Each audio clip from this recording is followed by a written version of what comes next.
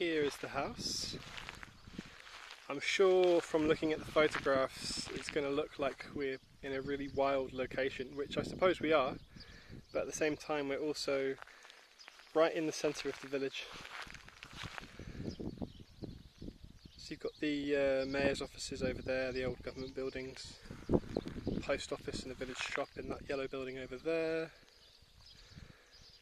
There's an old memorial here in the centre. This is kind of like a big park that I'm standing in now.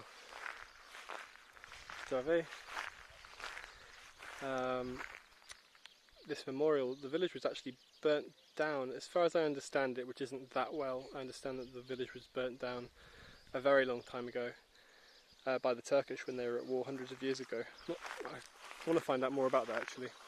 Over there, oh, you've got another shop just behind that, little shop and cafe, and then a Ucelliste there, which is kind of library, town hall kind of building. But it's super peaceful and quiet. I mean, I know being in the centre of the village will put some people off, but actually it's so peaceful.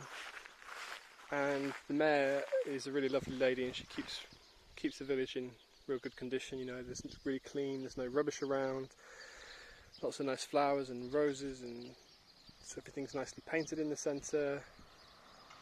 You get the occasional car coming by like that, but it's not busy. And yeah, obviously your house down here is quite far away from the road. So I'm coming into the garden from the top here because it's one of the only obvious ways to get in when everything's so high up, so overgrown at the moment.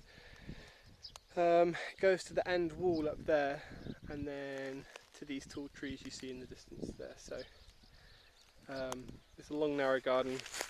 Haven't seen any paperwork. My guess is probably no more than 1,000 square metres.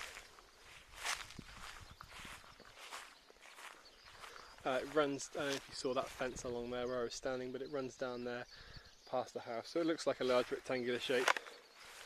I'll try and do a Google Maps shot and try and mark out the rough plot so you can get a better idea of that. You can see a wall there behind those trees.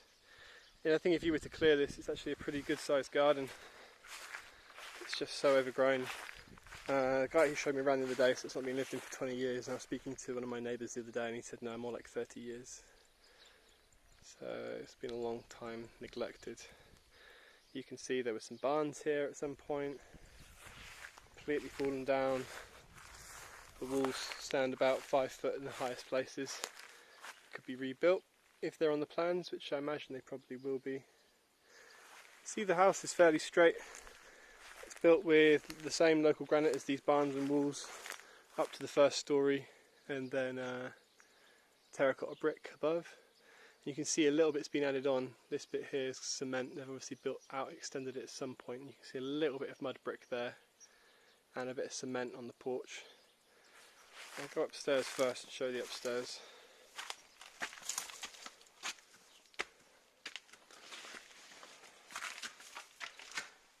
Through the front door, well, I suppose actually, yeah, through the front door, and you've got a little balcony here,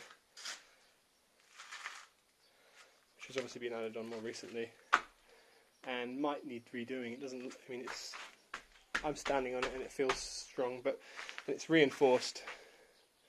It just looks like it's, what's the word, eroded. Beautiful old doors. Might be able to salvage some things like that. They are pretty old, rotten in a few places. And same with a lot of the floorboards. I'm standing on the beams because, again, not being lived in for a long time. Old wooden ceilings, you can see there where there's been a leak in that top corner and it's taken some of the plaster off. It's not even plaster, it's lime and sand. But you can see that whole back wall there is granite. Through here into the first room. These rooms are about 4x4. They got kind of chipboard ceilings put up, so you're going to need new ceilings. The floor in this room seems pretty good. Little crack there. Nice original doors and window frames. Swallow's nest.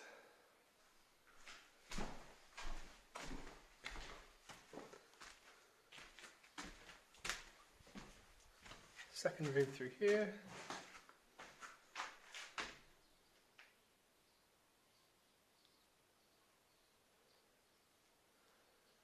Again, another flat 4x4.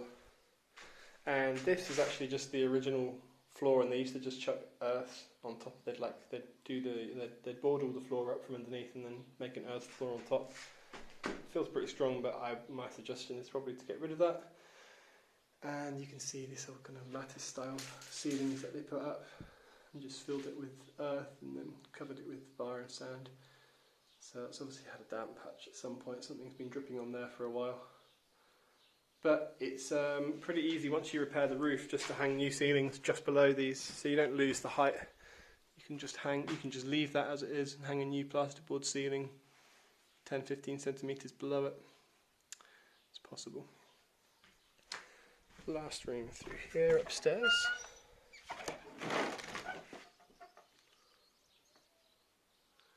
Yeah, you can see the chipboard there. And even right above me here, where it's come through, and you can see a lot of light coming through there.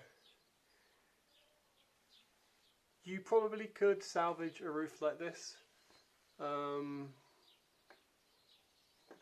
lot of people will just opt to put a new roof on, but you can actually just take all the tiles off, put some new boards down. People even use OSB over here now, and then just put the old tiles back up again. You're going to need a few new ones, but you might be able to salvage them from around the village if you offer people some money for them, or just buy a few new packs to match up. Chimney here again, so every room's connected to a chimney, and then views across here into the valley and into the centre.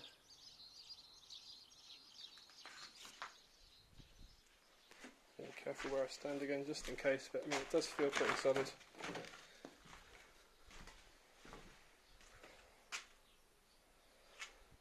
So I'll try and get downstairs.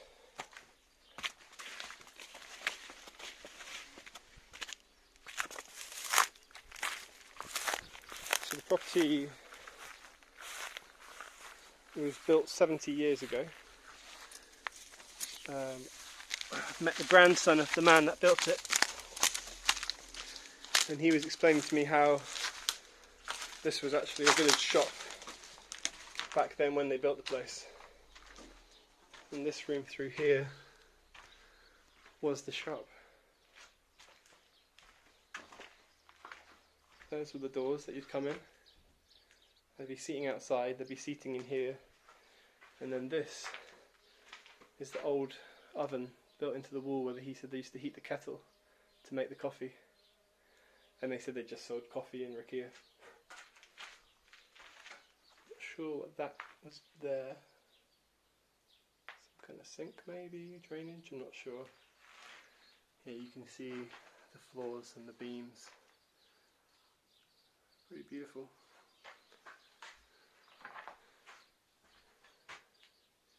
And it looks like this was probably rendered more recently. It's not in bad condition at all. You can plaster straight over most of this. A few patches where it's got damp, like up there, where you need to scrape around, and down here and on the bottom obviously. Then you've got two more rooms. There was a bat in here the other day when I came. Waiting for it to fly in my face. No, he's not around. Yeah, again, beautiful beams, granite walls, earth floors. And then there's one more room through here that's locked and the key's long lost, but it looks pretty much the same, earth floors. And yeah, so that's it, I suppose.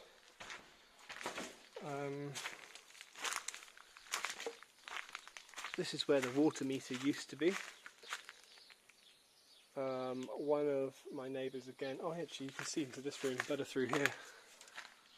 I haven't done this yet. This room actually looks in the best condition out of all of them.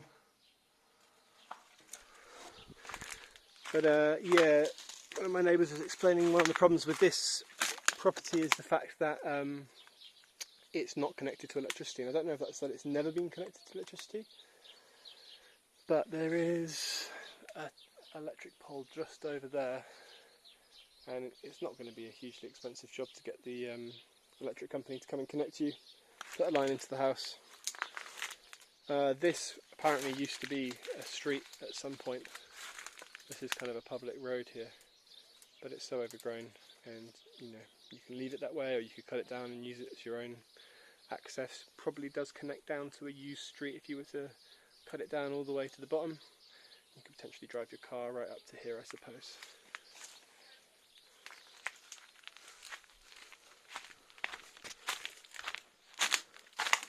This is what I was showing you, the cement here. Actually doesn't look in too bad condition.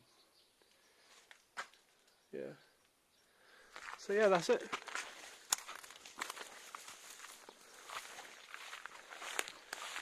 It's one of those kind of properties that we talk about when we say, you know, people are often looking to buy a plot of land and build something on it, and it's much easier to buy a plot like this and more affordable to buy a plot like this with a derelict house on and rebuild. Lots of plums coming on. Got blue plums, green plums, mulberries, almonds, more plums over there, quinces, figs. Yeah, it's beautiful. If you've got any questions, leave us a comment down below.